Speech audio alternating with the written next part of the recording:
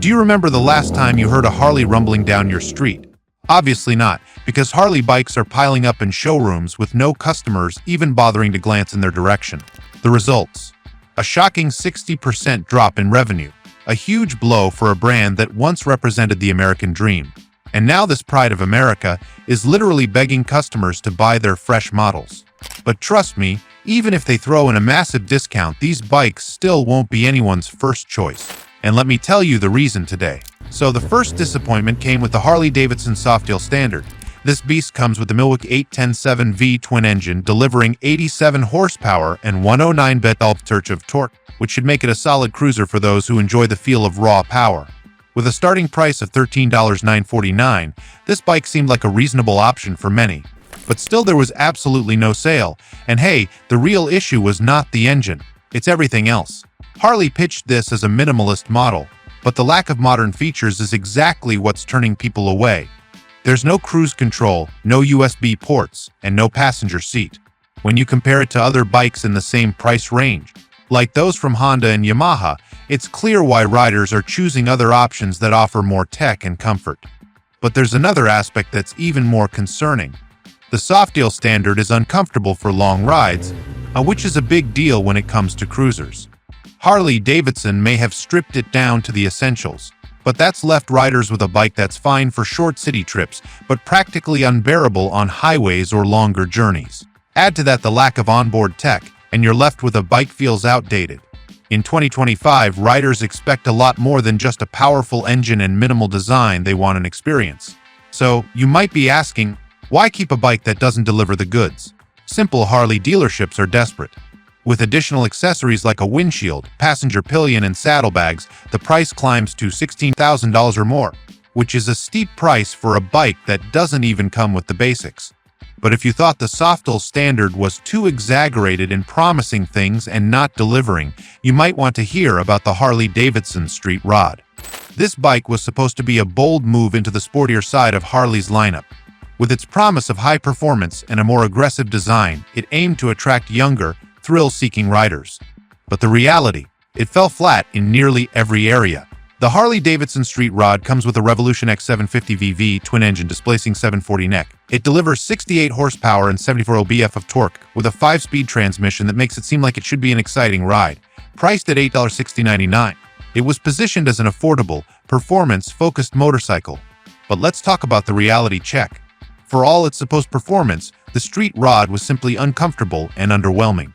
Riders reported pain after just a short ride, thanks to high foot pegs and a narrow seat, making it nearly impossible for taller riders to feel at ease. What happened to the idea of a smooth, enjoyable ride? And it doesn't stop there. The styling of the Street Rod was another confusing aspect.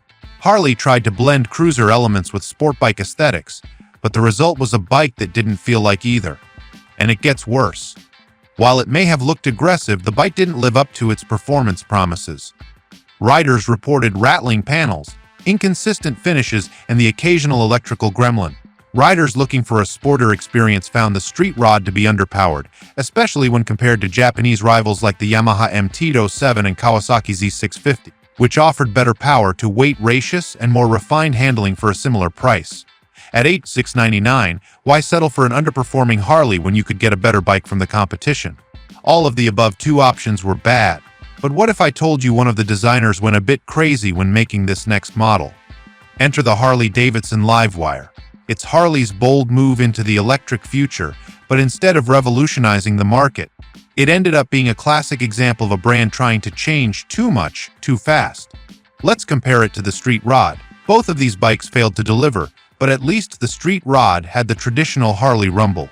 The Livewire.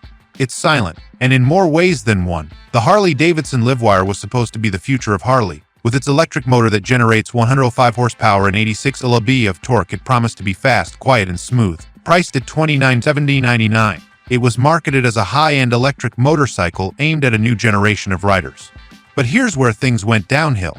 While the Livewire can accelerate from 0 to 60 mph in just 3 seconds, it comes at a price that outshines many luxury touring models from Harley itself. How can a bike that costs nearly $30 be worth it when the range is only 14.6 miles in the city and just 70 miles on the highway? Where's the logic in spending that much when you can't even go the distance most Harley riders expect? Now, if you're wondering what makes a Harley-Davidson so special, I'll tell you. It's the engine rumble. It's the feeling of power and connection that you get when you hit the throttle. The Livewire, it has none of that. No engine roar, no shifting gears, no mechanical connection with the road, just a quiet, sterile ride. It's an electric bike. And while it might be smooth, it's not Harley. And if you're a Harley fan, you know that's a deal breaker. But if you thought the Livewire was a bad experience, I personally believe that Harley can't deliver something more disappointing than the Nightster. This bike was supposed to be a fresh take on the Sportster lineup, but instead, it's yet another example of Harley trying to break away from tradition. The Harley-Davidson Nightster comes with the Revolution Max 975T twin engine, generating 90 horsepower and 70 lb-ft of torque, paired with a 6-speed transmission. On paper, it seems like it should be a solid performer for a cruiser in this price range, starting at $13 or $40.99. But here's the problem: it lacks the traditional Harley feel. And this time it's not just the engine. The build quality concerns are another huge issue. One of the most glaring problems with the Nightster is its lack of refinement in handling. Despite the impressive 90 horsepower and 70 lb-ft of torque, the bike fails to deliver a smooth, controlled ride, especially when compared to its competitors. The suspension setup on the Nightster feels overly firm, which makes riding over rough terrain or uneven roads a jarring experience. This lack of balance between comfort and performance creates a disconnect, leaving riders feeling like they're fighting the bike rather than enjoying the ride. Harley's once revered ability to marry performance and comfort has been left behind with this model, leaving many to wonder where the legendary ride quality went. Riders have reported plasticky finishes and exposed wires, which is simply not the level of quality you expect from a Harley. For a bike that's supposed to embody craftsmanship and raw power, this just doesn't feel right. When you're paying $13.99, you expect more than something that feels like it was thrown together. What happened to the attention to detail that Harley was once known for? The styling of the Nightster also leaves much to be desired. It tries to give a nod to Sportsters of the past, but it's just too generic. And let's not forget about ergonomics. The Nightster is uncomfortable for taller riders with its mid-mounted controls and low handlebars. In comparison, models like the Yamaha MT-07 and Honda Rebel 100 offer better performance and value at similar price points. Now, last but not least, let's talk about a design failure so big that Harley-Davidson dealerships are sitting on over 500 unsold units. Yes, you heard that right. The Harley-Davidson Street 500 and Street 750 were supposed to be the gateway for new riders, but instead, they became a symbol of Harley's attempt to cater to the masses and completely missed the mark. These bikes were meant to attract first-time Harley riders with their lower price point, but they just couldn't live up to the brand's legendary reputation. The Street 500 and Street 750 come with the Revolution XV twin engine, offering 34 horsepower and 47 horsepower respectively. The Street 500 gives 20 lb of torque, while the Street 750 pushes 4 BFF. Sounds decent for an entry-level bike, right? But here's where the problem begins. With these bikes, there were constant complaints about rattling parts and loose panels. For a Harley, that's unacceptable. Buyers want quality that stands up to the test of time, and these bikes simply didn't provide that. Another overlooked issue was the lack of an engaging riding experience. Harley-Davidson motorcycles are supposed to be more than just a mode of transportation. They're meant to offer an unforgettable riding experience. With the Street 500 and 750, many riders felt disconnected from the road. The bikes lacked the robust, torquey power delivery that defines a classic Harley, making the riding experience feel flat and uninspiring. The lightweight frame and underpowered engines left many riders yearning for the raw power they've come to expect from the brand. And for those who were new to riding, the lack of thrilling performance just made the experience feel more like a commuter bike, rather than the open-road freedom Harley is famous for. Here's the kicker: the Street 550 were priced at $695 and $490 respectively.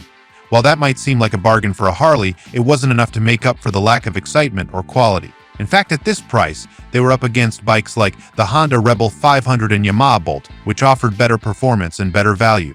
So, why bother with the street models when you could get a bike that actually delivers on the promise of what a cruiser should be?